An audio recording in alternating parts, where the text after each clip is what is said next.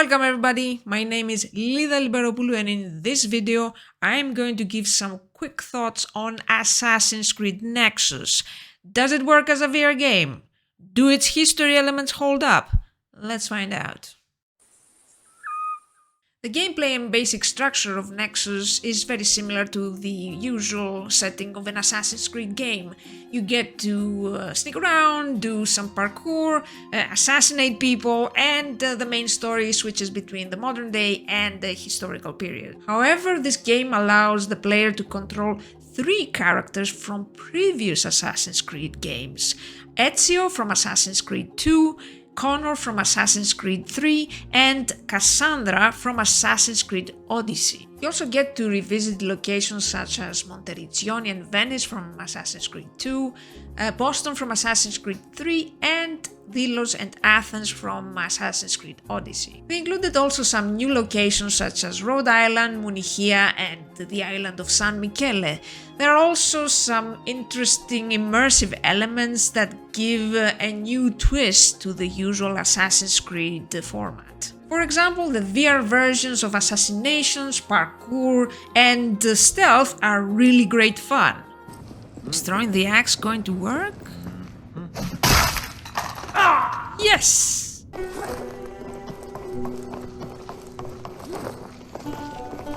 What's all the fuss about? Ta-da! And there's also plenty of silly stuff you can do. Whoa! Whee! Yeah! This is great!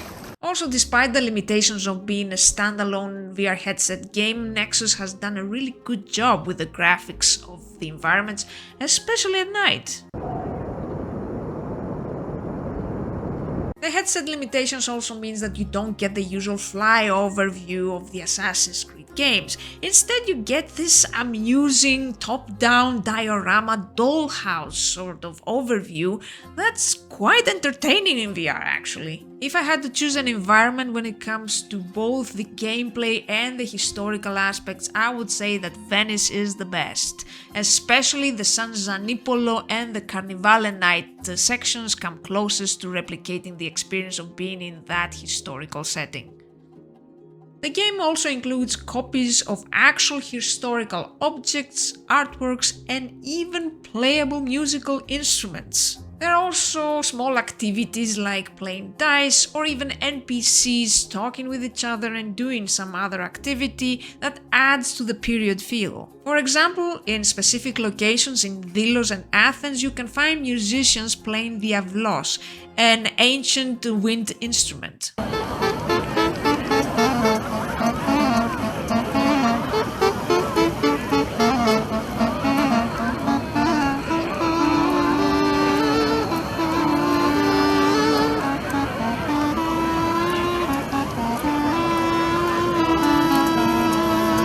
The sound you heard comes from the actual reconstruction of the instrument and was played by Christine Nagers, an oboist who has contributed to the music of many video games. There are also some fun puzzles and mini-games where you get to utilize VR mechanics, but these can be clunky at times. But there are of course plenty of problems too, especially when it comes to the narrative and the historical aspects.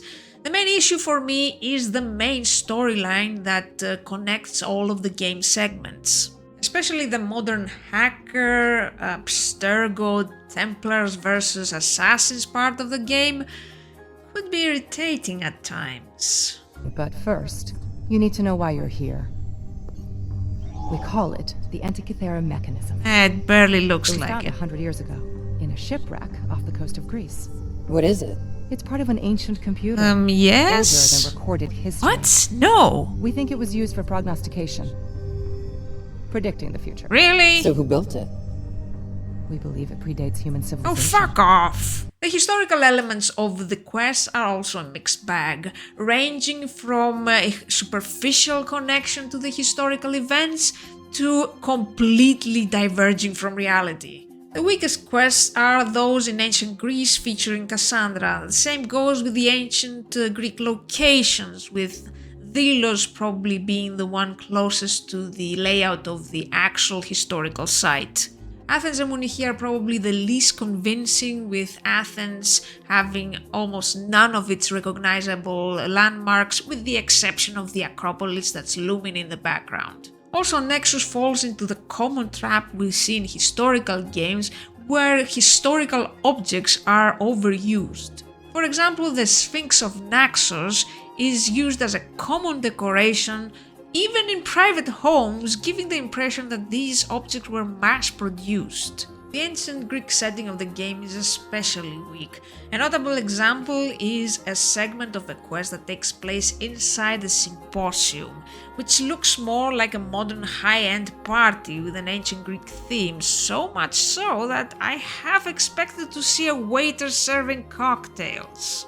This portrayal is even less accurate than the symposium in Assassin's Creed Odyssey, which itself is not exactly the best. And some things that are okay in a conventional video game constantly break immersion in VR, like the NPCs that are supposed to give the feel of a bustling city. As I said before, there are moments where they can actually add to the immersion. But most of the time they feel more like movie extras that start acting when the scene begins.